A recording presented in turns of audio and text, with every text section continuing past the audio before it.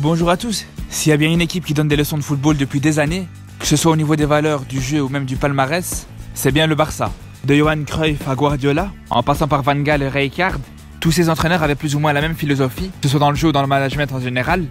Ils étaient tous au service de l'identité du club, même si bien sûr ils avaient chacun leur particularité. Mais aujourd'hui, Valverde, l'entraîneur actuel du Barça, il est clairement en train de tout détruire sans que personne réagisse, et c'est pour ça que j'ai décidé d'en parler dans cette vidéo.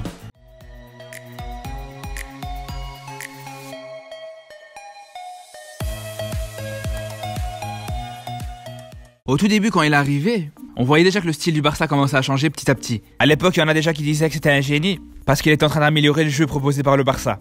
Et ça étant donné que son équipe était plus trop obsédée par la possession, mais jouait de manière plus directe. Et moi à l'époque, malgré tout ça, j'étais très sceptique par rapport à ce Barça-là. Parce que je vais vous faire une confidence, depuis que je suis petit, c'est vraiment l'équipe que je supporte en Europe. J'ai toujours été admiratif de leur façon de jouer.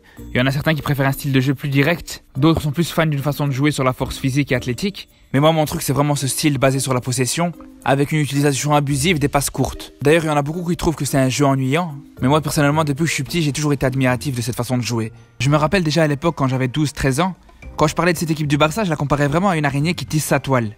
Parce que quand on y réfléchit bien, quand les Barcelonais redoublent de passes courtes, comme l'arachnide quand ils tissent sa toile, ils endorment leur adversaire, ils leur donnent vraiment l'impression qu'il n'y a aucun danger. Seulement quand ils ont fini de tisser leur toile, c'est là que l'adversaire va se rendre compte qu'il est pris au piège et là il pourra plus rien faire. Mais vous pensez vraiment que maintenant avec Valverde, le Barça joue comme ça? Me dirait Homer Simpson. Est-ce qu'il peut faire une toile? Bien sûr que non, c'est un cochon. Non mais plus sérieusement, le souci avec Valverde, c'est que quand il est arrivé au Barça, il avait carte blanche totale.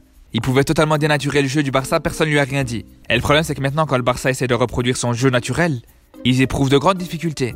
Aujourd'hui quand il tombe sur une équipe qui est bien organisée en bloc défensivement, ou bien qui est efficace dans son pressing, le Barça a vraiment du mal à se procurer des occasions. Et le problème c'est que depuis l'arrivée de Valverde, le club c'est une forêt qui prend feu, mais devant cette forêt il y a deux arbres qui cachent la forêt, qui sont Messi et Ter Stegen. Leurs performances spectaculaires qui ont plusieurs fois évité la défaite, ils ont plusieurs fois caché l'absence de fond de jeu et les limites tactiques de Valverde. Et on l'a vu ce début de saison avec la blessure de Messi, le Barça fait son pire début de championnat depuis 25 ans. Et le problème c'est que maintenant quand Messi sera vraiment de retour de blessure, il va porter le Barça à lui tout seul et offrir à chaque fois les 3 points à Valverde, jusqu'à ce que les Catalans tombent contre un gros morceau en Champions League et soient encore humiliés comme les 2 saisons précédentes. D'ailleurs je comprends toujours pas et je comprendrai jamais, après ces 2 fautes professionnelles à Liverpool et à Rome, comment c'est possible que Valverde soit encore là en train de se balader comme si de rien n'était. Il y en a vraiment qui croient que parce que Griezmann et De Jong sont arrivés, ça va changer quelque chose. Là c'est comme si le mec il s'est craché avec une Porsche et une Ferrari, et toi tu viens lui offrir une Bugatti. Ceux qui pensent qu'au Barça le problème c'est les joueurs, ils ont rien compris. Les joueurs ils sont très bien, y a pas de problème. Et c'est sa façon à lui de gérer les joueurs qui est catastrophique. On va prendre juste un exemple simple, on va pas rentrer trop dans la tactique dans cette vidéo. La force du Barça depuis des années, c'est son milieu de terrain. On a pour habitude de voir un triangle à pointe basse, composé toujours du même trio. À tel point qu'ils ont tellement l'habitude de jouer ensemble qu'ils se connaissent par cœur. D'ailleurs, pendant des années, ce trio, ça a été Busquets, Iniesta et Xavi. Mais là, avec Valverde, on dirait qu'il fait la roulette russe avant chaque match pour savoir qui va jouer. C'est un truc de fou, il change tout le temps son milieu de terrain. Une fois c'est Sergi Roberto, une fois c'est Busquets qui est sur le banc, des fois il te fait rentrer Alenia, tu sais même pas pourquoi. Comment tu veux qu'il y ait des automatismes qui se créent dans ce milieu de terrain, alors que c'est censé être la meilleure arme de cette équipe? Pourtant, on sait tous que le meilleur milieu possible, c'est Busquets, De Jong et Arthur. Donc pourquoi jouer à la chaise musicale? Bref, ça c'était juste un exemple de choix complètement insensé de la part de ce coach. Depuis qu'il est arrivé, le Barça avait jamais investi autant, et ça n'empêche pas d'avoir certains résultats humiliants qui n'ont jamais été connus par le club depuis sa création. C'est pour ça que malgré ça, je comprends pas pourquoi il a toujours pas été viré. On sait très bien que tant qu'il est là, le Barça aura vraiment du mal à gagner la Champions League. D'ailleurs, même s'il arrivait à la gagner, on sait très bien que ça sera pas grâce à lui.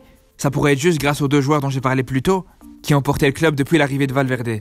Mais franchement, au jour d'aujourd'hui, je veux pas vous mentir, la seule chose que j'espère cette saison, c'est que Guardiola gagne la Champions League avec City, parce que je pense que c'est la seule chose qui pourrait faire qu'on le reverra en Catalogne. Et avec tout ce qu'a détruit Valverde, pour moi Guardiola reste la personne la mieux placée pour redonner au Barça sa vraie identité.